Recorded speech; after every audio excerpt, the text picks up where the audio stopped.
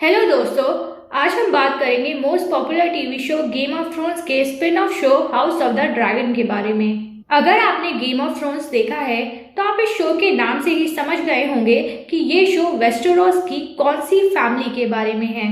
Three headed dragon सिजिल है house Targaryen का और ये शो इसी डायनेस्टी के ऊपर बेस्ड है।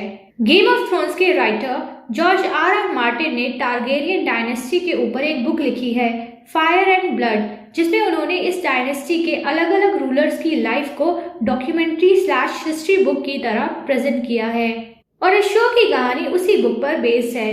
दरअसल जब टारगेरियन डायनेस्टी अपने पीक पर थी तब इस फैमिली के मेंबर्स के बीच आयरन थ्रोन के लिए एक सिविल वॉर हुई थी जो डांस ऑफ द ड्रैगन्स के नाम से जानी जाती है। इस शो की कहानी उसी सिविल वॉर के ऊपर बेस्ड है। ये शो एक प्रीक्वल है, यानी कि गेम ऑफ थ्रोन्स के इवेंट से कई साल पहले हुई कुछ घटनाओं पर आधारित है। ये चीज इस शो के फेवर में काम करती है क्योंकि अगर आपने गेम ऑफ थ्रोन्स नहीं देखा है तब भी आप बड़ी आसानी से इस शो की स्टोरी को समझ सकते हैं। इस शो का एक और प्लस पॉइंट है कि आपको इस शो में कई सारे ड्रैगन्स देखने को मिलेंगे। शो की क्रिएटर्स की माने तो टोटल 17 ड्रैगन्स आप इस शो में देखेंगे, विच मेक सेंस क्योंकि शो का नाम ही हाउस ऑफ द ड्रैगन है। अब हाउस ऑफ द ड्रैगन यानी कि टारगेरियन डायनेस्टी की बात हो रही है तो मदर ऑफ ड्रैगन्स यानी कि डेनेरिस टारगेरियन का नाम तो मेंशन करना ही पड़ेगा। इसीलिए एपिसोड के स्टार्ट में ही शो की टाइमलाइन क्लियर करने के लिए ऑडियंस को बताया जाता है कि शो के इवेंट्स डेनेरिस के जन्म से कितने साल पहले हुए थे।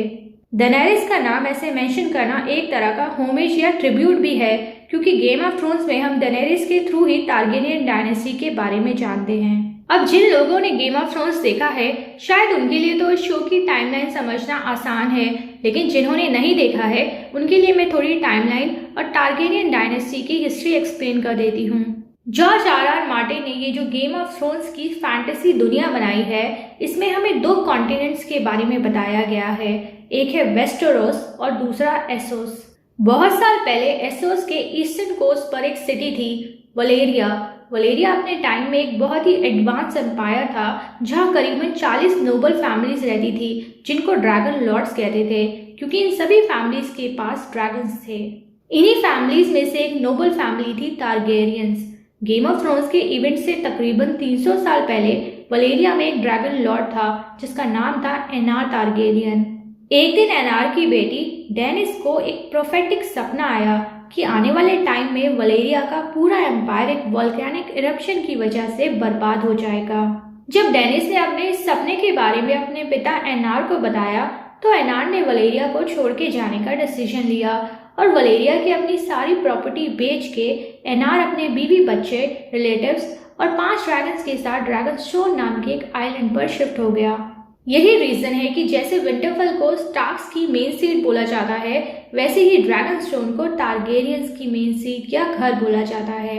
टारगेरियंस के ड्रैगनस्टोन में शिफ्ट होने के 12 साल बाद वही हुआ जिसका बुरा सपना डेनिस को आया था और एक वोल्केनिक इरप्शन की वजह से पूरा वलेरियन एम्पायर तबाह हो गया। एक टारगेरियन फैमिली ही थी जो उस वोल्केनिक इरप्शन से बच पाई थी।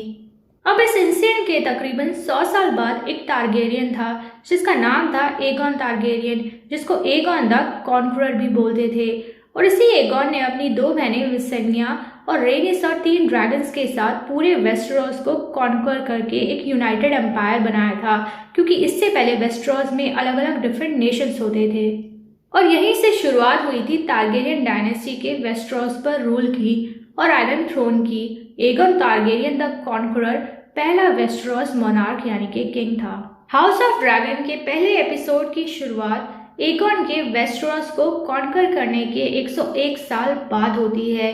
अभी जो किंग है उनका नाम है जेहेरिस टारगेरियन जो कि 4th टारगेरियन रूलर है। जेहेरिस के बारे में एक वॉइस ओवर के थ्रू हमें बताया जाता है कि वो एक बहुत अच्छा राजा है और उसके रूल के दौरान वेस्टेरोस में शांति और अमन रहा है। हाउस टारगेरियन भी अपनी पीक पर है और दुनिया की कोई भी ताकत इस समय हाउस टारगेरियन के सामने टिक नहीं पाएगी। लेकिन अब जेहेरिस बूढ़ा हो गया है एंड इस टाइम की वो अपने नेक्स्ट वारिस का ऐलान करे जो कि जेहेरिस के बाद अगला राजा बनेगा। जेहेरिस को पता है कि अगर वो अपना अगला वारिस डिक्लेयर करने से पहले मर गया तो टारगेरियन फैमिली आयरन थ्रोन यानी कि राजगद्दी के लिए आपस में ही लड़ मरेंगे, जिससे उनकी डायनेस्टी का अंत भी हो सकता है। इसी वजह से जेहेरिस वेस्टेरोस के लार्जेस्ट कैसल हैरनहॉल में एक ग्रेट काउंसिल बुलाता है ताकि वो अपना अगला वारिस चुन सके। वैसे तो ऑटोमेटिकली जेहेरिस के बाद अगला राजा उनके बेटे को बनना चाहिए, लेकिन उनके दोनों बेटे एमोन और बेलोन की मौत हो गई है और अगले वारिस की पति के 2 दावेदार हैं। एक जेहेरिस के बड़े बेटे एमोन की लड़की रेनिस और दूसरा जेहेरिस के छोटे बेटे बेलोन का लड़का विसेरिस। इन्हीं 2 दावेदारों के बीच से अगला वारिस चुनने के लिए जेहेरिस एक बड़ी सभा बुलाते हैं जिसमें वेस्टेरोस के सारे लॉर्ड्स को वोटिंग के द्वारा ये चूज करना है कि वो अगला वारिस किसे बनाना चाहते हैं, रेनिस को या विसेरिस को। वैसे अगर सक्सेशन लाइन सही से फॉलो की जाए तो रेनिस अगली वारिस होनी चाहिए, लेकिन क्योंकि वो एक औरत है और वो समय एक पेट्रियार्कल सोसाइटी का है, यानी कि मेन डोमिनेटिंग सोसाइटी, इसलिए वेस्टेरोस के लॉर्ड्स विसेरिस को अगले वारिस के लिए चूज करते हैं। इसी वजह से रेनिस का एक मॉकिंग निकनेम भी पड़ जाता है, the queen that never was. फिर हम टाइमलाइन में कुछ साल आगे जाते हैं। जेहेरिस की मौत हो चुकी है और विसेरिस को राजा बने 9 साल हो चुके हैं। यह है डेनेरिस टारगेरियन के जन्म से 172 साल पहले।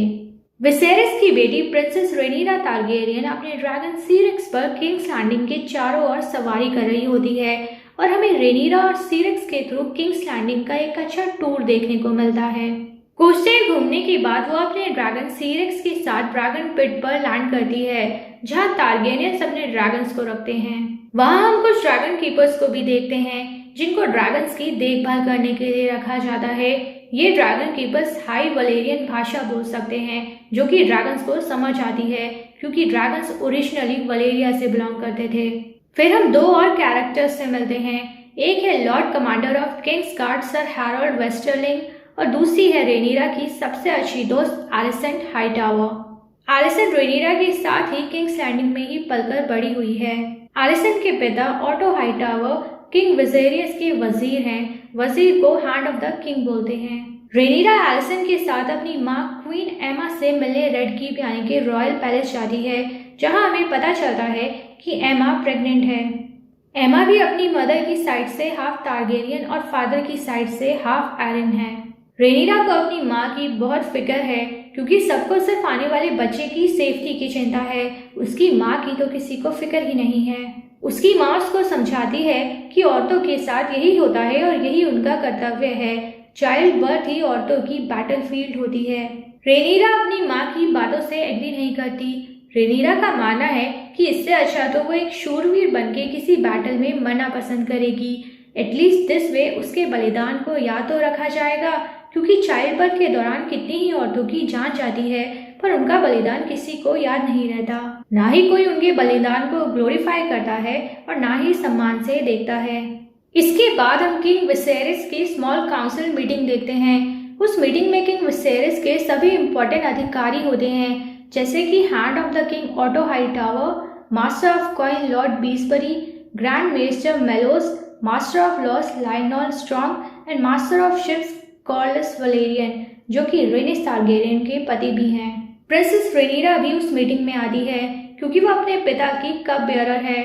उसको कप बेयरर इसलिए बनाया गया है ताकि वो काउंसिल मीटिंग्स के कुछ तौर तरीके सीख सके। रेनिरा सब लोगों के ग्लास में एक ड्रिंक फिल करती है और चुपचाप सबकी बातें सुनती है।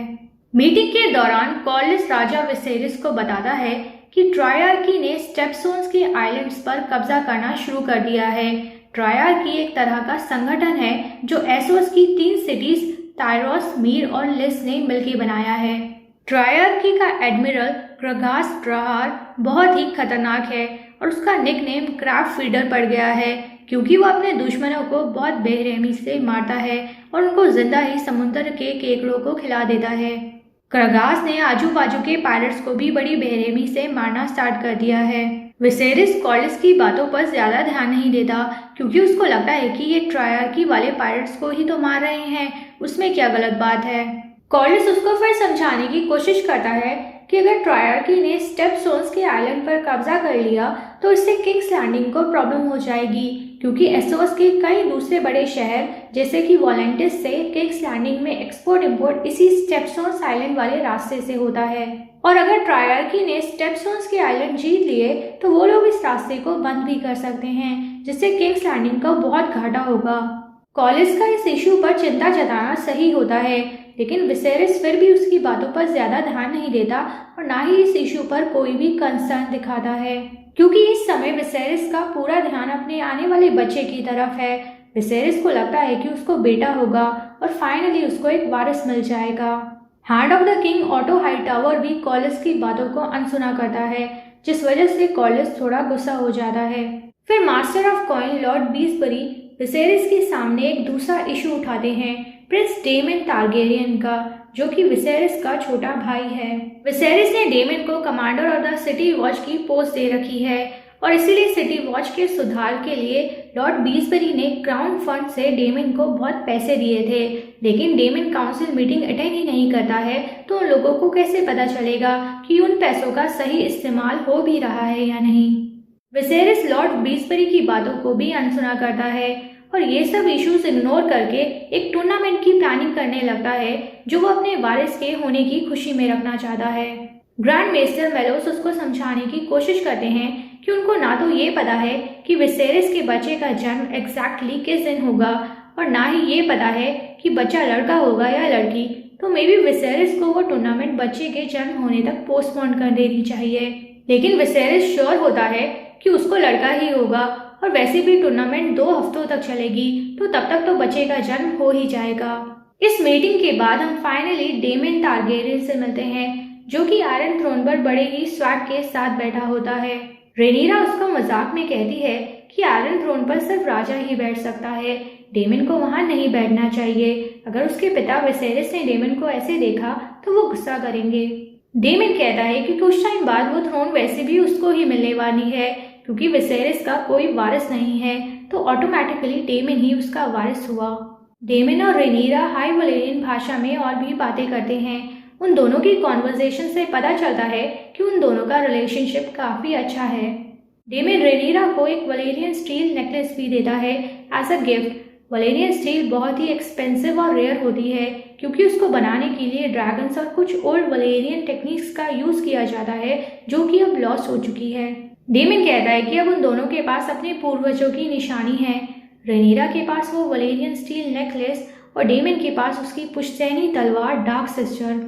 डार्क सिस्टर एक लेजेंडरी वलेरियन स्टील तलवार है, जो एगन टारगेरियन द कॉन्करर की बड़ी बहन विसेनिया टारगेरियन को बिलोंग करती थी। एगॉन के पास भी एक ब्लैकफायर नाम की लेजेंडरी वलेरियन स्टील तलवार थी, जो कि टारगेरियन किंग्स के बीच पास डाउन होती है। राइट नाउ वो तलवार करंट किंग विसेरिस के पास है। Now back to the story. Next scene में हम रेनीरा को एलिसन के साथ कुछ हिस्ट्री बुक्स पढ़ते हुए देखते हैं। रेनीरा का ध्यान पढ़ाई से ज्यादा अपनी माँ की हेल्थ की तरफ होता है। एलिसन को लगता है कि शायद रेनीरा को इस बात की चिंता है कि अगर उसकी माँ को लड़का हुआ तो रेनीरा आयरन थ्रोन की लाइन ऑफ सक्सेशन में नीचे गिर जाएगी। लेकिन रेनीरा कहती है कि वो तो एक्चुअली चाहती है कि उसके माता पिता को एक लड़का हो और उसके पिता को फाइनली अपना वारिस मिल जाए। एटलीस्ट इसके बाद उसके पिता उसकी माँ को दोबारा बच्चा पैदा करने के लिए प्रेशराइज तो नहीं करेंगे। रेनीरा ये भी कहती है कि वो एक रूलर नहीं बनना चाहती है, उसका बस चले तो वो सब कुछ छोड़ के बस अपने ड्रैगन सीरेक्स के ऊपर एसोस की फ्री सिटीज की सैर करे और दुनिया घूमे। फिर हम देखते हैं कि ग्रैंड मेस्टर मेलोस विसेरिस की कमर पर हुआ एक घाव एग्जामिन करवाते हैं, जो हील ही नहीं हो रहा है। विसेरिस अपने घाव पर भी ज्यादा ध्यान नहीं देता। वो कहता है कि वो चोट उसको आयरन थ्रोन पर लगी तलवारों की वजह से लग गई होगी और जल्दी ठीक हो जाएगी। दरअसल एगॉन टारगेरियन ने जब वेस्टरॉस पर फतेह हासिल की थी तो उसने उन सभी लोगों की तलवारों से वो आयरन थ्रोन बनवाई थी जिनको उसने युद्ध में हराया था। कहा तो ये भी जाता है कि अगर आयरन थ्रोन की तलवारों से किसी रूलर को बार बार चोट लग रही है तो उसका मतलब ये है कि वो एक वर्दी रूलर नहीं है। नेक्स्ट सीन में विसेरिस अपनी प्रेग्नेंट वाइफ एमा से मिलने जाता है, जो कि एक बाथ टब में आराम कर रही होती है। एमा की कंडीशन देख के लगता है कि प्रेगनेंसी की वजह से वो बहुत वीक हो गई है। उन दोनों की बातों से हमें ये भी पता चलता है कि रेनीरा के पैदा होने के बाद एमा 3 बार और प्रेग्नेंट हुई थी और तीनों बार उसकी प्रेगनेंसी अनसक्सेसफुल रही। एमा कहती है कि ये उसका लास्ट टाइम है। इसके बाद उसको नहीं लगता कि वो मेंटली या फिजिकली एक और प्रेगनेंसी झेल पाएगी। विसेरिस उसको विश्वास दिलाता है कि इस बार उसकी प्रेगनेंसी सक्सेसफुल होगी और उनको बेटा ही होगा, क्योंकि ऐसा विसेरिस ने अपने एक सपने में देखा था। इसके बाद हम डेमन को देखते हैं जो अपनी सिटी वॉच के साथ किंग्स लैंडिंग के क्रिमिनल्स को राउंड अप करता है और उनको बहुत बेरहमी से पनिश करता है।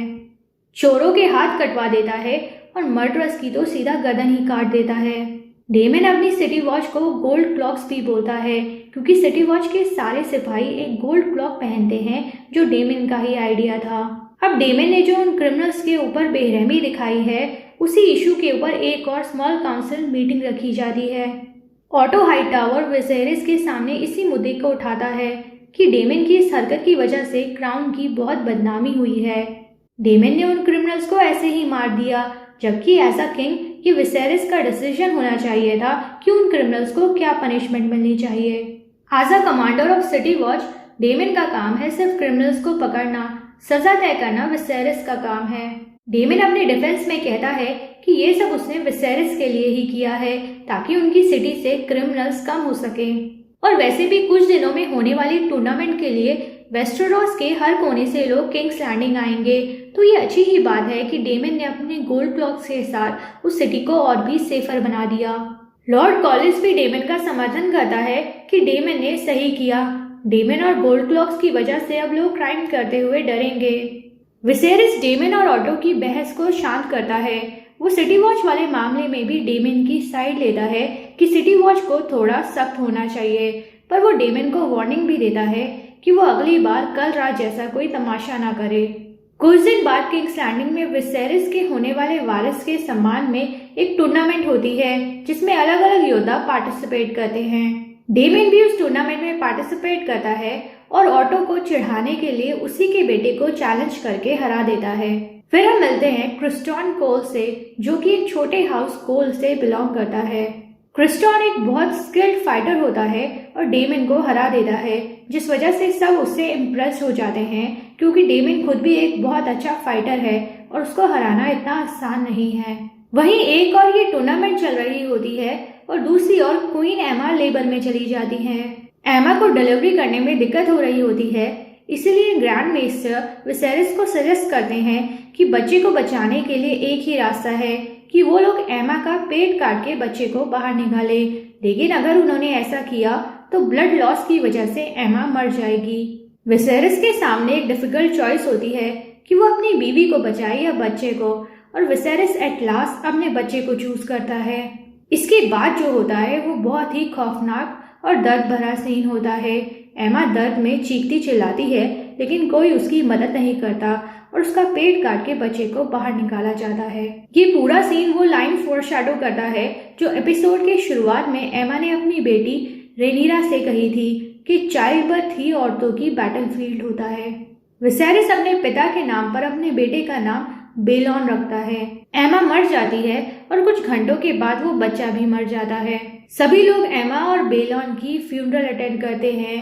रेनीरा बहुत दुखी होती है और कहीं ना कहीं अपने मन में वो अपनी माँ की मौत का जिम्मेदार अपने पिता को मानती है। फिर रेनीरा अपने ड्रैगन सीरेक्स को एमा और बेलन की चिता में आग लगाने के लिए कमांड करती है। रेनीरा वही कमांड यूज करती है जो डेनेरिस अपने ड्रैगन्स पर यूज करती थी, ड्रकारिस। ड्रकारिस एक हाई वलेरियन वर्ड है जिसका मतलब होता है ड्रैगन फायर। इसके बाद हम एक तीसरी स्मॉल काउंसिल मीटिंग देखते हैं जहां auto Hightower line of succession का इशू उठाता है कि विसेरिस को अपना अगला वारिस चुन लेना चाहिए। डेमन भी एक सीक्रेट दरवाजे के पीछे छुपा इस मीटिंग में हो रही बातों को गौर से सुन रहा होता है। लॉर्ड कॉलिंस डेमन का नाम सजेस्ट करता है कि वही विसेरिस का अगला वारिस होना चाहिए, लेकिन ऑटो इस बात से एग्री नहीं करता। वो विसेरिस को डेमन के खिलाफ भड़काता है कि डेमन बहुत रेकलेस और वायलेंट है और एक अच्छा राजा बनने के बिल्कुल भी लायक नहीं है। यहाँ तक कि डेमन से तो सिटी वॉच तक की ड्यूटी नहीं संभाली गई, सिटी वॉच को भी उसने अपनी तरह वायलेंट बना दिया। विसेरिस कहता है कि जब वो डेमन को मास्टर ऑफ लॉ बनाना चाहता था, उसमें भी ऑटो को प्रॉब्लम थी कि डेमन एक टायरेंट है। फिर विसेरिस ने डेमन को मास्टर ऑफ कॉइन बनाना चाहा तो ऑटो ने कहा कि डेमन क्राउन के पैसे चोरी करेगा। और अब जब ऑटो के ही कहने पर विसेरिस ने डेमन को कमांडर ऑफ सिटी वॉच बना दिया तो उसमें भी ऑटो को प्रॉब्लम है। ऑटो कहता है कि उसका बस चले तो वो डेमन जैसे इंसान को स्मॉल काउंसिल की कोई भी पोजीशन ना दे। विसेरिस अपने भाई को डिफेंड करते हुए बोलता है कि डेमन उसका भाई है, उसका अपना खून, और वो स्मॉल काउंसिल की पोजीशन डिजर्व करता है। विसेरिस ऐसे ही अपने भाई का हक नहीं छीनेगा। इसके बाद सब लोग अगले वारिस को लेके अपनी अपनी राय देते हैं। ऑटो को लगता है कि विसेरिस को रेनीरा को अपना अगला वारिस बनाना चाहिए, लेकिन कई लोग इस बात पर आपत्ति जताते हैं क्योंकि रेनीरा एक लड़की है। लॉर्ड कॉलिस सजेस्ट करते हैं कि ऐसे तो उसकी वाइफ रेनिस भी एक दावेदार है। इसी टॉपिक पर सब लोग बहस करने लगते हैं, जिस वजह से विसेरिस गुस्सा हो जाता है और उन सबको ताना मारता है कि अभी उसकी बीवी और बच्चे को मरे कुछ ही दिन हुए हैं और वो सब लोग चील कौवे की तरह लड़ रहे हैं कि अगला वारिस कौन होना चाहिए। क्या उन लोगों को थोड़ी भी शर्म नहीं है, ना ही अपने राजा के प्रति थोड़ी भी सिंपैथी? इस मीटिंग के बाद ऑटो हाईटावर अपनी बेटी एलिसन को किंग विसेरिस को कंफर्ट करने को कहता है। ऑटो डायरेक्टली तो ये नहीं कहता कि जाओ जाके किंग को फंसाओ, पर उसकी बातों का यही मतलब होता है कि एलिसन को जाके विसेरिस को इम्प्रेस करना चाहिए। एलिसन बहुत नर्वस होती है, पर वो वही करती है जो उसके पिता ने कहा है। वो विसेरिस से मिलने उसके चेम्बर्स में जाती है जहाँ विसेरिस ओल्ड वलेरिया का एक स्कल्पचर बना रहा होता है। एलिसन अपने साथ एक बुक भी लेके जाती है क्योंकि उसको पता है कि विसेरिस को हिस्ट्री पढ़ने का शौक है। नेक्स्ट सीन में हम डेमन को उसकी मिस्ट्रेस मिस सेरिया के साथ एक ब्रॉथल में देखते हैं। उसको एमा और बेलन के मरने का दुख होता है, पर इस बात की खुशी भी होती है कि अब डेमन और आयरन थ्रोन के रास्ते में और कोई वारिस नहीं है। इसी खुशी में डेमन के सिटी वॉच के सिपाही उसको एक टोस्ट करने को कहते हैं। हमें ये तो नहीं सुनाया जाता कि डेमन ने अपने टोस्ट में एग्जैक्टली क्या कहा था, लेकिन नेक्स्ट डे ऑटो विसेरिस को रिपोर्ट करता है कि उसको अपने सोर्सेज से पता चला है कि लास्ट नाइट डेमन ने बेलन के मरने की खुशी में एक जश्न रखा था और अपने टोस्ट में बेलन को एक दिन का वारिस बोल के उसका मजाक उड़ाया था। इसी बात से गुस्सा होके विसेरिस डेमन को थ्रोन रूम में बुलाता है और उसको कन्फ्रंट करता है कि क्या उसने ऐसा कुछ कहा था। विसेरिस बहुत गुस्से में होता है और कहता है कि इस समय डेमन को विसेरिस और रेनीरा को उनके दुख में सपोर्ट करना चाहिए था, लेकिन डेमन तो जश्न मनाता फिर रहा है। सब लोग विसेरिस को डेमन के खिलाफ भड़काते थे, पर विसेरिस कभी भी उनकी बातों में नहीं आया और हमेशा डेमन का साथ दिया। पर डेमन ने इस एहसान का बदला कैसे चुकाया? विसेरिस के पीठ पीछे उसका मजाक उड़ा के। डेमन कहता है कि विसेरिस ने भी तो हमेशा डेमन को खुद से दूर ही रखा, कभी उसको वेल भेज दिया, कभी सिटी वॉच का कमांडर बना दिया, लेकिन कभी भी उसको हैंड ऑफ द किंग जैसी इंपॉर्टेंट पोजीशन ऑफर नहीं की। विसेरिस जो डेमन से ज्यादा दूसरों पर ट्रस्ट करता है, ऑटो हाईटावर जैसे लोगों पर जो विसेरिस की कमजोरी का फायदा उठाते हैं।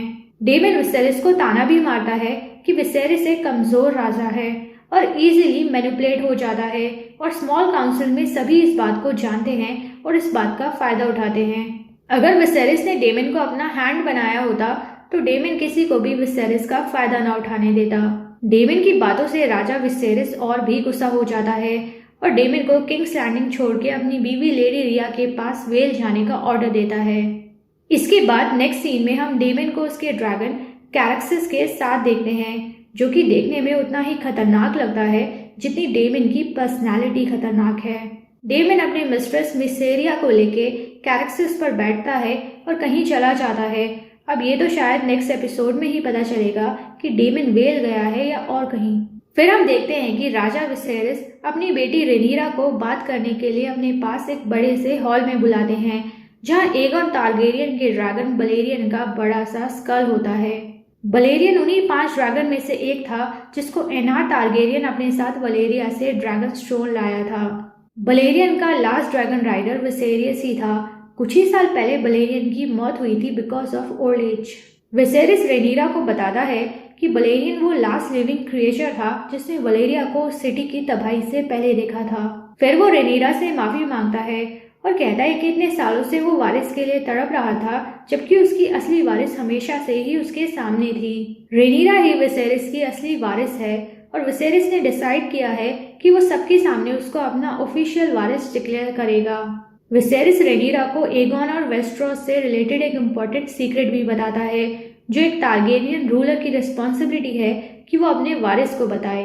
वो सीक्रेट ये है कि एगॉन ने सिर्फ पावर हासिल करने के लिए वेस्टेरोस को कॉन्कर नहीं किया था। दरअसल एगॉन ने भी एक सपना देखा था, एक ऐसी तबाही का सपना जो वेस्टेरोस के नॉर्थ से आएगी और पूरी दुनिया को तबाह कर देगी। इस सपने को एगॉन ने a song of ice and fire बताया था। इसीलिए ये इम्पोर्टेंट है कि जब भी ये तबाही, ये डार्कनेस आए तो वेस्टेरोस में एक टारगेरियन रूलर होना चाहिए, ताकि वो रूलर पूरे वेस्टेरोस को इस खतरे के अगेंस्ट लड़ने के लिए इकट्ठा और तैयार कर सके। अब क्योंकि रेनीरा फ्यूचर में वेस्टेरोस की क्वीन बनेगी, तो ये उसकी रिस्पॉन्सिबिलिटी है कि वो इस सीक्रेट को सेफ रखे और जब टाइम आए तो अपने वारिस को इस सीक्रेट के बारे में बताए। इसके बाद हम देखते हैं कि राजा विसेरिस रेनीरा को अपना ऑफिशियल वारिस घोषित करने के लिए एक बहुत बड़ा आयोजन रखते हैं, जिसमें वेस्टेरोस के सारे लॉर्ड्स रेनीरा के सामने आके कसम खाते हैं और अपनी फिरती डिक्लेयर करते हैं कि वो लोग रेनीरा के प्रति हमेशा लॉयल रहेंगे। इसी के साथ रेनीरा बन जाती है अपनी फैमिली थ्रोन की ऑफिशियल हकदार और एपिसोड भी इसी सीन पर खत्म हो जाता है। आई होप आप सबको एपिसोड की एक्सप्लेनेशन अच्छी लगी हो। Please do like the video and don't forget to subscribe the channel. Thank you for watching and have a nice day.